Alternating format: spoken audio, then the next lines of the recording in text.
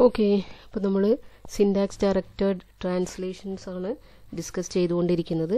അതിൽ നമ്മൾ 2 കൺസെപ്റ്റ്സ് പഠിച്ചു: syntax directed definitions and translation schemes.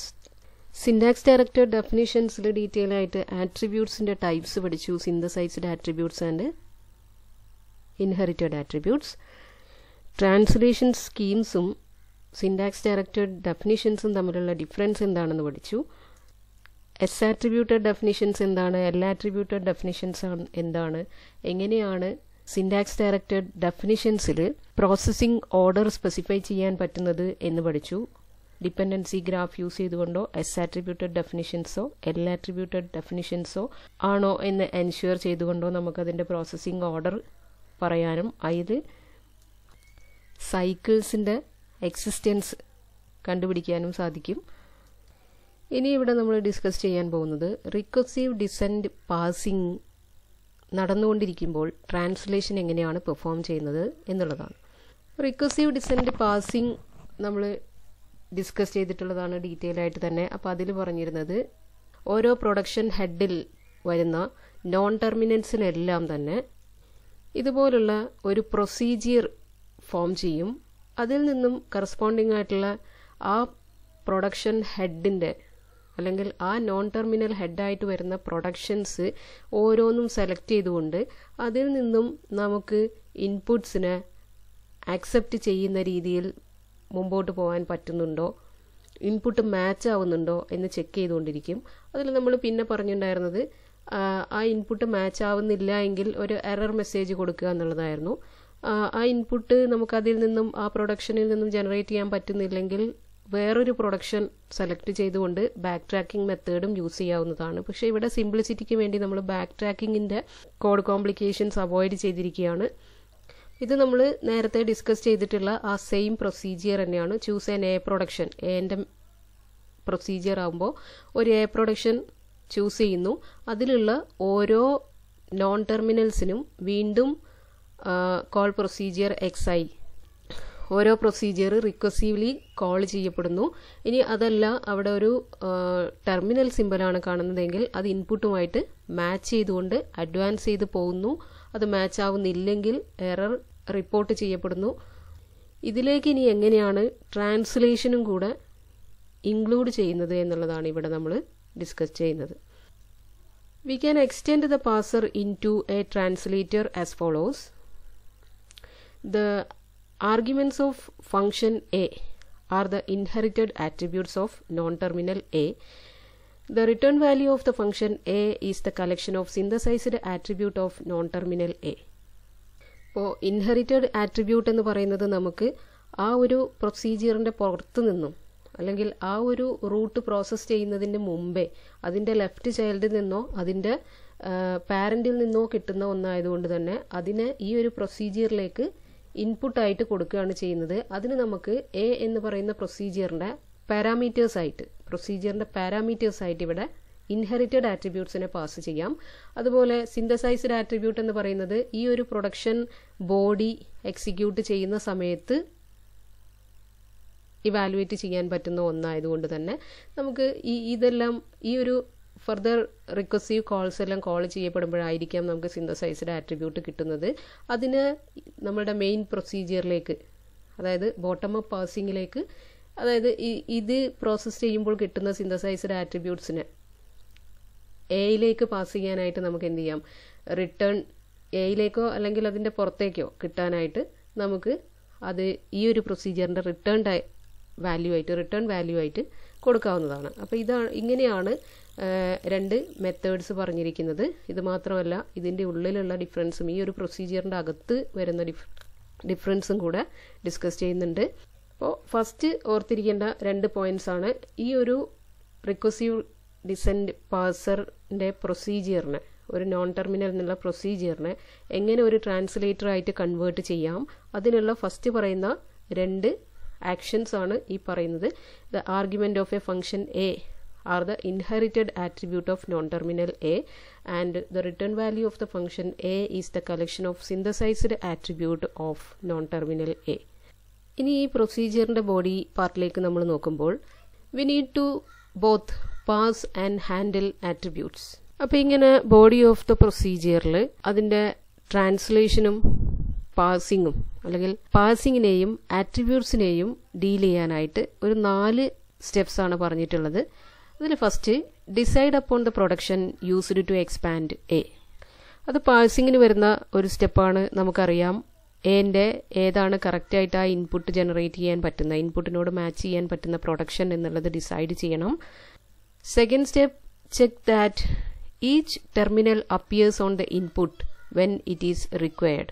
ആ പ്രൊഡക്ഷനിൽ ഓരോ സിമ്പലും പ്രോസസ്സ് ചെയ്യുന്നതിനോടൊപ്പം തന്നെ ഇൻപുട്ടിനോട് മാച്ച് ചെയ്യുന്നു എന്ന് എൻഷുർ ചെയ്തുകൊണ്ട് പോയിന്റർ ഫോർവേഡ് ചെയ്തു പോകുന്നു.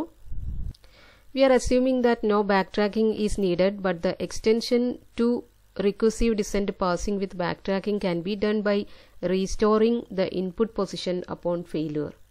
നേരത്തെ പറഞ്ഞ പോലെ തന്നെ ബാക്ക് ട്രാക്കിങ്ങിൻ്റെ കോംപ്ലിക്കേഷൻസ് നമ്മളിവിടെ അവോയ്ഡ് ചെയ്തിരിക്കുകയാണ്, അതിനെക്കുറിച്ച് ഡിസ്കസ് ചെയ്യുന്നില്ല. അപ്പോൾ ഈ പറഞ്ഞിരിക്കുന്ന 2 സ്റ്റെപ്സും പാസിങ്ങിന് വേണ്ടിയുള്ളതാണ്, നമ്മൾ ഓൾറെഡി കണ്ടിട്ടുള്ളതാണ്.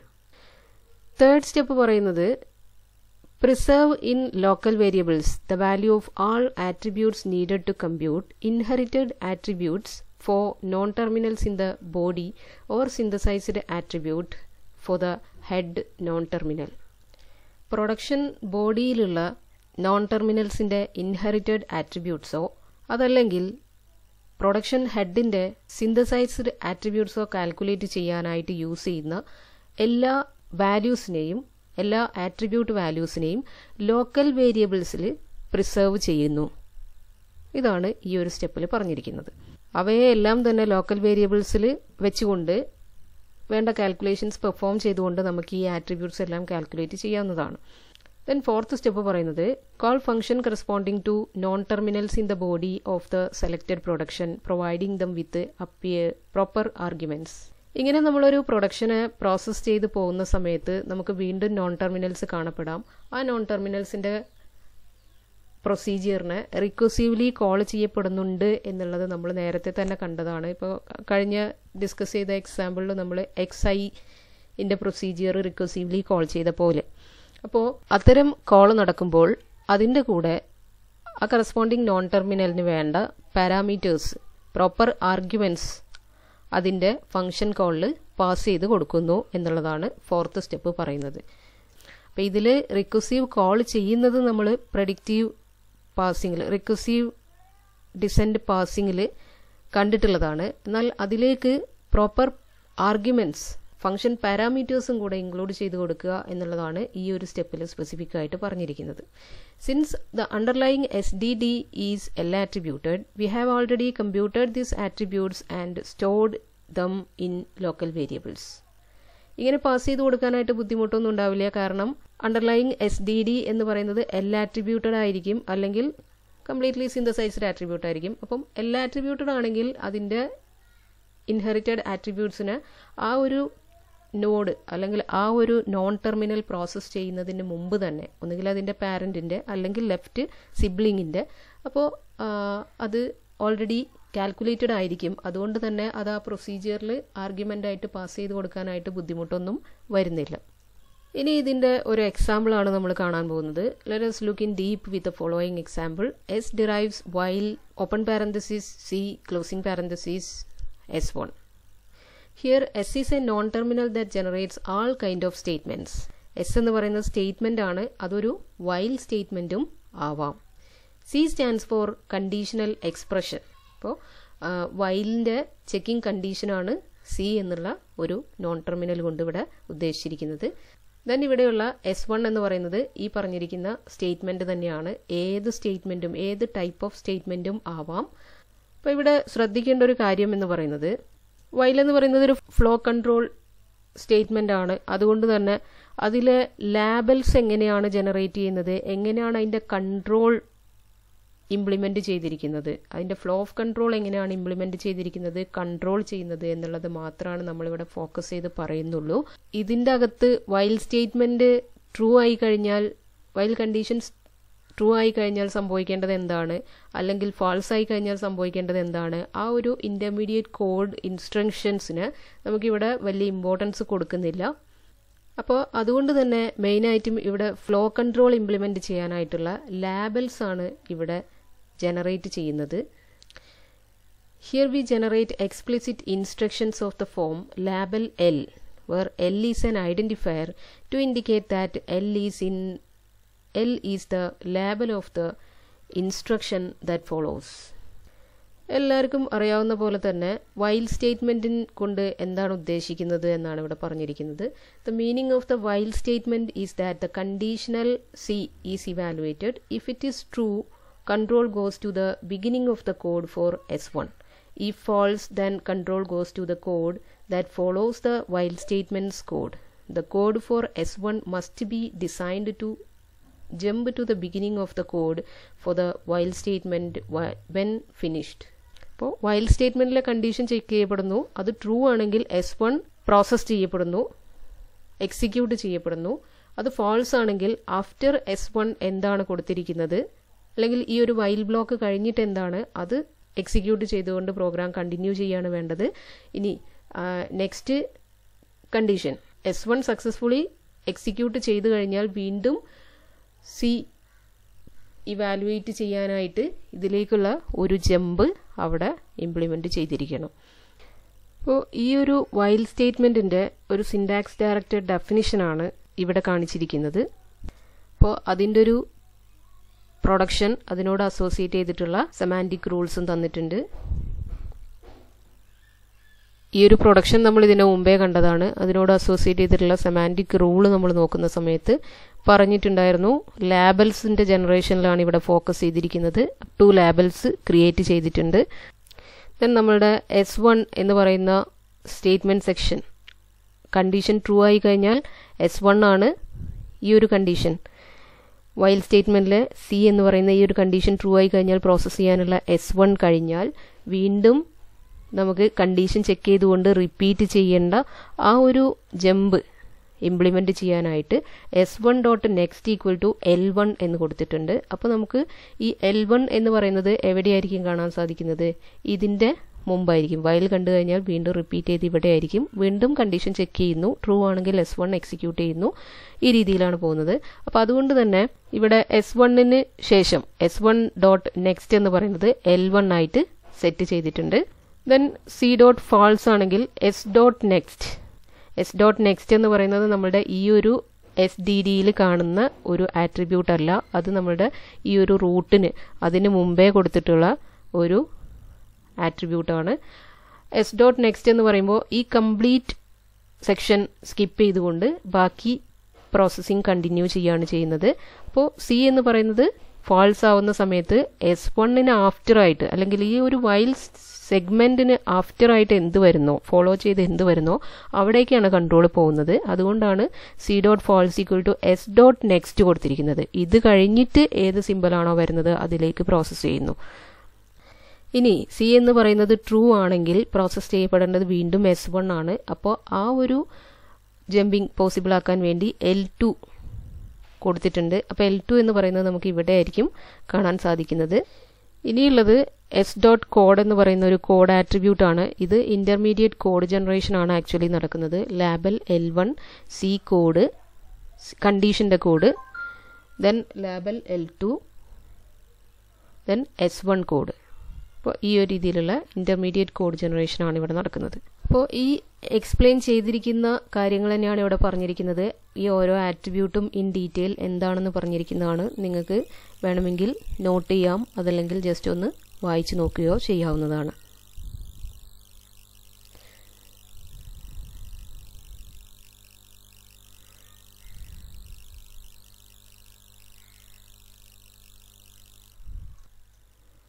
The function new generates new labels. The variables L1 and L2 hold labels that we need in the code. L1 is the beginning of the code for the while statement, and we need to arrange that S1 jumps thereafter it finishes. That is why we set S1.next to L1. L2 is the beginning of the code for S1, and it becomes the value of C.true because we branch there when C is true. C.false is set to S.next because when the condition is false, we execute whatever code must follow the code for S. We use this symbol as the symbol for concatenation of intermediate code fragments. The value of s.code thus begins with label L1, then the code for condition C, another label L2, and the code for S1. This SDD is L attributed. When we convert it to an SDT, the only remaining issue is how to handle the labels L1 and L2, which are variables and not attributes. If we treat actions as dummy non-terminals, then such variables can be treated as the synthesized attributes of dummy non-terminals. Since the L1 and L2 don't depend on any other attributes, they can be assigned to the first action in the production. The resulting SDT with embedded actions that implements this L attributed definition is shown below. അപ്പോൾ ഈ ഒരു SDDനെ നമ്മൾ L attributed SDDനെ നമ്മൾ SDT ആയി convert ചെയ്യുന്ന സമയത്ത് ഒരു problem വരുന്നത് L1 L2 എന്ന് പറയുന്ന ലാബൽസിനെ എങ്ങനെ ഹാൻഡിൽ ചെയ്യണം എന്നുള്ളതാണ്. കാരണം ഇത് വേരിയബിൾസ് ആണ്, ആട്രിബ്യൂട്ട്സ് അല്ല. അതിനെ റിസോൾവ് ചെയ്യാനായിട്ട് ഇവിടെ എടുത്തിരിക്കുന്ന ഒരു മെത്തേഡ് എന്ന് പറയുന്നത് ഇതിൽ കാണുന്ന ഓരോ ആക്ഷൻസിനെയും ഡമ്മി നോൺ ടെർമിനൽസ് ആയിട്ട് എടുത്തിരിക്കുകയും ഇത്തരത്തിലുള്ള L1 L2 എന്നൊക്കെ പറയുന്ന പോലെയുള്ള വേരിയബിൾസിന് ആ ഡമ്മി നോൺ ടെർമിനൽസിൻ്റെ സിന്തസൈസ്ഡ് ആട്രിബ്യൂട്ടായിട്ട് കൺസിഡർ ചെയ്യുകയുമാണ് ചെയ്തിരിക്കുന്നത്. L1 L2 എന്ന് പറയുന്ന രണ്ട് ലാബൽസ് മറ്റൊരു ആട്രിബ്യൂട്ട്സിനെയും ഡിപ്പെൻഡ് ചെയ്യാത്തത് കൊണ്ട് തന്നെ അതിനെ നമുക്ക് SDTയിലെ ഫസ്റ്റ് ആക്ഷനായിട്ട് ഫസ്റ്റ് പ്രൊഡക്ഷനിൽ ഇൻക്ലൂഡ് ചെയ്യാൻ സാധിക്കുന്നതാണ്. അത്തരത്തിൽ ക്രിയേറ്റ് ചെയ്തിട്ടുള്ള ഒരു SDT ആണ് ഇവിടെ കാണിച്ചിട്ടുള്ളത്. നമ്മൾ നേരത്തെ കണ്ട SDDക്ക് കറസ്പോണ്ടിങ് ആയിട്ടുള്ള SDT ആണ് ഇവിടെ നിങ്ങൾക്ക് കാണാൻ സാധിക്കുന്നത്. അപ്പോൾ ഇതിന് ഒരു സിംഗിൾ ലൈൻ പ്രൊഡക്ഷൻ ആയിട്ട് കൺസിഡർ ചെയ്യുക. നമ്മൾ എഴുതിയിരിക്കുന്നത് നമ്പർ ഓഫ് ലൈൻസ് ആയിട്ടാണെങ്കിൽ പോലും സിംഗിൾ ലൈൻ പ്രൊഡക്ഷനിൽ ഇൻക്ലൂഡ് ചെയ്തിട്ടുള്ള സെമാൻറ്റിക് ആക്ഷൻസ് ആണ് ഈ ബ്രേസസിൻ്റെ അകത്ത് കാണുന്നത്. ഈ ഒരു ബ്രേസിനെ ഫോളോ ചെയ്തുകൊണ്ട് തന്നെ ഈ C ക്ലോസിംഗ് പാരന്തസിസ് ഈ ഒരു സെമാൻറ്റിക് ആക്ഷൻ അങ്ങനെ വരുന്നു എന്നുള്ളതാണ് SDTനെ SDDയിൽ നിന്നും ഡിഫറെൻ്റ് ആക്കുന്നത്. അതിൽ തന്നെ പ്രോസസ്സിംഗ് ഓർഡറും വരുന്നു. അപ്പോൾ ഈ ഒരു SDDനെയും SDTനെയും ഇംപ്ലിമെൻറ്റ് ചെയ്യാനായിട്ടുള്ള സ്യൂഡോ കോഡിനെ നമ്മൾ കൺസിഡർ ചെയ്യുന്ന സമയത്ത് S ആണ് നമ്മളുടെ സ്റ്റാർട്ടിംഗ് ഫസ്റ്റ് നോൺ ടെർമിനൽ എന്ന് പറയുന്നത്. അതിന് കറസ്പോണ്ടിങ് ആയിട്ടുള്ള ഒരു പ്രൊസീജിയർ റിക്കർസീവ് ഡിസെൻഡൻറ്റ് പാസിംഗ് വിത്ത് ട്രാൻസ്ലേഷൻ ചെയ്യാനായിട്ടുള്ളൊരു പ്രൊസീജിയറാണ് ഇനി ഇവിടെ കാണിച്ചിട്ടുള്ളത്. അതിൻ്റെ സ്യൂഡോ കോഡാണ്. അപ്പോൾ ആ ഒരു മെത്തേഡിനെ ഈ രീതിയിൽ അപ്ഡേറ്റ് ചെയ്തിരിക്കുന്നു. അപ്പോൾ നോൺ ടെർമിനൽ ലാബൽ നെക്സ്റ്റ് എസിൻ്റെ ഒരു ഇൻഹെറിറ്റഡ് ആട്രിബ്യൂട്ടാണ് നെക്സ്റ്റ് എന്ന് പറയുന്നത്. S.next എന്ന് പറയുന്നത് അതിനെ ഇവിടെ പാസ് ചെയ്തിട്ടുണ്ട് പാരാമീറ്ററായിട്ട്. Then string S code C.code local variables holding for code fragments. Then label L1 L2 the local variables. If current input equal to token while പ്രൊഡക്ഷനിലെ ടെർമിനൽ പാർട്ട് ഇൻപുട്ട് സിമ്പിളുമായിട്ട് മാച്ച് ചെയ്യുന്നുണ്ടെങ്കിൽ advance the input check closing brace is next on the input and advance. Then L1 equal to new L2 equal to new. L1 L2ൻ്റെ creation ആണ് ഇവിടെ വരുന്നത്. New എന്നുള്ള ഒരു method use ചെയ്തുകൊണ്ട് L1നെയും L2നെയും ക്രിയേറ്റ് ചെയ്യപ്പെട്ടിരിക്കുന്നു. Then C.code equal to C next L2. പിന്നീട് കാണുന്ന നമ്മുടെ പ്രൊഡക്ഷനിൽ പിന്നീട് കാണുന്ന ഫസ്റ്റ് നോൺ ടെർമിനൽ ആയിട്ടുള്ള സിക്ക് കറസ്പോണ്ടിങ് ആയിട്ടുള്ള പ്രൊസീജിയർ കോൾ ചെയ്തിരിക്കുകയാണ് ഇവിടെ ചെയ്തിരിക്കുന്നത്. അപ്പോൾ അതിലേക്ക് ആവശ്യമായിട്ടുള്ള ഇൻഹെറിറ്റഡ് ആട്രിബ്യൂട്ട്സ് ആർഗ്യുമെൻറ്റ്സ് ആയിട്ട് പാസ് ചെയ്തിരിക്കുന്നു. S.nextഉം L2.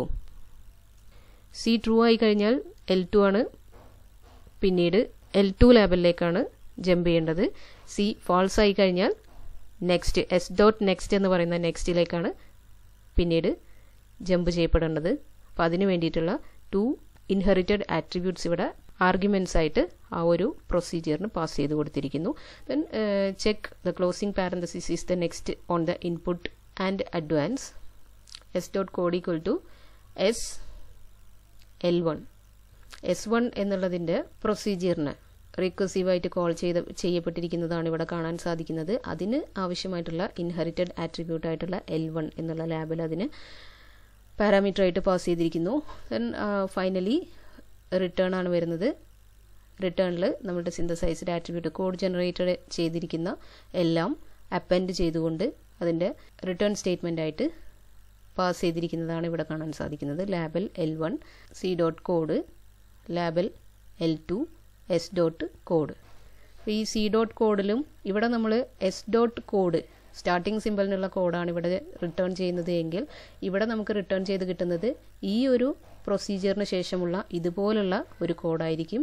അതുപോലെ തന്നെ ഇവിടെയും കറസ്പോണ്ടിങ് ആയിട്ട് സിക്കുള്ള കറസ്പോണ്ടിങ് കോഡ് ഇതുപോലെ ഇവിടെ ജനറേറ്റ് ചെയ്ത് നമുക്ക് റിട്ടേൺ ആയിട്ട് കിട്ടും. അപ്പോൾ അതിനെയെല്ലാം ഇവിടെ പ്ലേസ് ചെയ്തുകൊണ്ട് കറസ്പോണ്ടിങ് കോഡ് ആ ഒരു കംപ്ലീറ്റ് വൈൽ സെക്ഷനുള്ള കറസ്പോണ്ടിങ് കോഡാണ് ഇവിടെ റിട്ടേൺ ചെയ്ത് കിട്ടുന്നത്.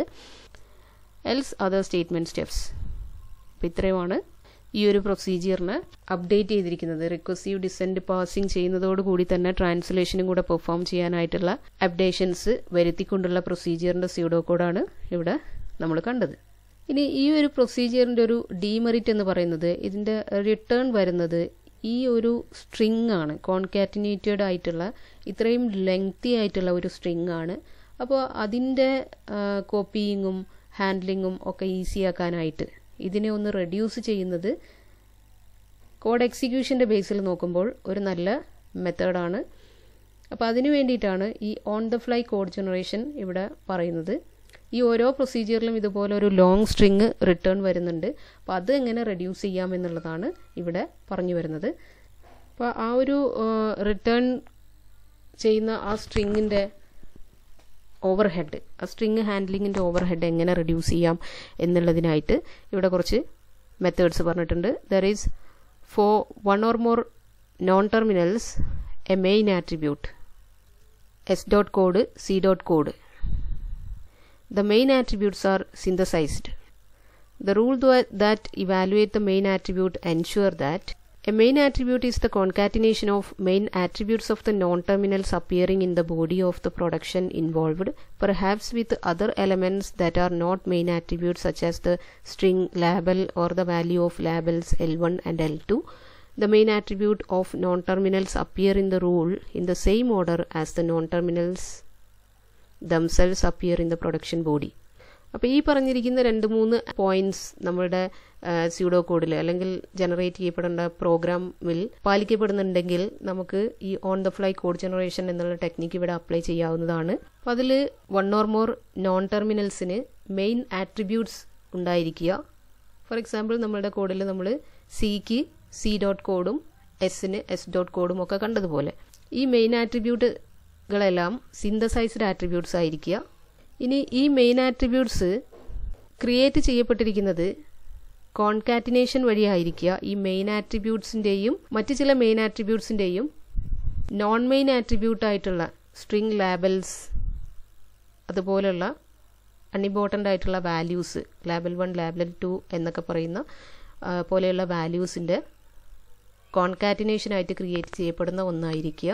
ഇതെല്ലാം തന്നെ സിമ്പിളായിട്ട് പറഞ്ഞാൽ എല്ലാം തന്നെ ആ ഒരു പ്രൊസീജിയർ ബോഡിയിൽ നിന്നും കാൽക്കുലേറ്റ് ചെയ്യപ്പെടുന്നതായിരിക്കുക.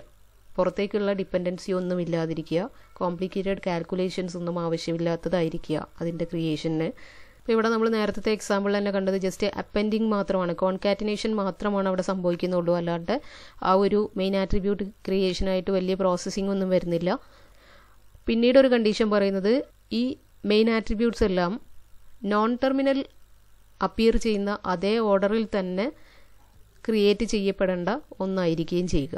അതായത് പ്രൊഡക്ഷനിൽ ഈ ഓരോ നോൺ ടെർമിനലും കാണുന്ന അതേ ഓർഡറിൽ തന്നെ സ്യൂഡോ കോഡിൽ ഈ നോൺ ടെർമിനൽസിൻ്റെ ആട്രിബ്യൂട്ട്സും ക്രിയേറ്റ് ചെയ്യപ്പെടുകയാണെങ്കിൽ, ഇത്രയും കണ്ടീഷൻസ് സാറ്റിസ്ഫൈ ചെയ്യുന്നുണ്ടെങ്കിൽ നമുക്ക് on the fly code generation possible ആക്കാവുന്നതാണ്.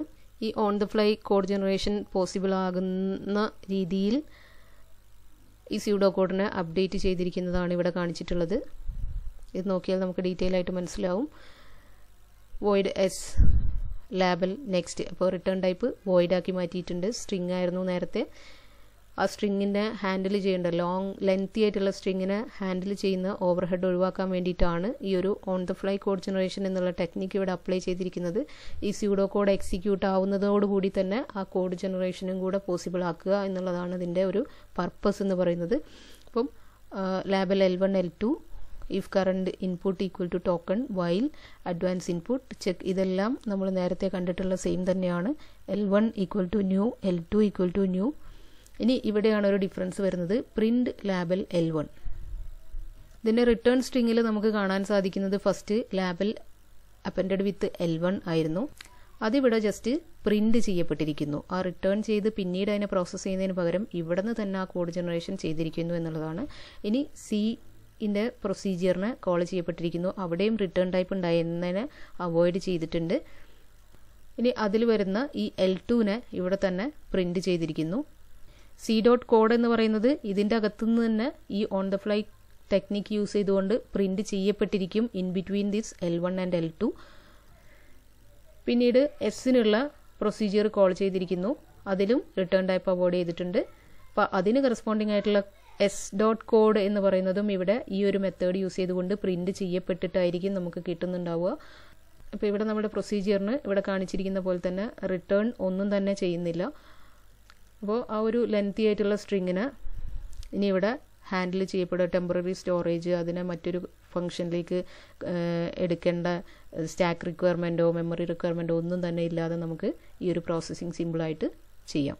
അപ്പോൾ ഈ ഒരു ഓൺ ദ ഫ്ലൈ കോഡ് ജനറേഷൻ്റെ ചേഞ്ച് വരുത്തിക്കൊണ്ടുള്ള SDT ആണ് നിങ്ങൾക്ക് ഇവിടെ കാണാൻ സാധിക്കുന്നത്. ഇതിലും ഈ പറഞ്ഞ പോലെ സെമാൻറ്റിക് ആക്ഷൻസിൻ്റെ ഇടയ്ക്ക് print label L1, print label L2 എന്നെല്ലാം പറയുന്ന കോഡ് ഫ്രാഗ്മെൻറ്റ്സ് ഇൻക്ലൂഡ് ചെയ്തിട്ടുണ്ട് എന്നുള്ളൊരു ഡിഫറൻസ് മാത്രമേ അതിൽ വരുന്നുള്ളൂ.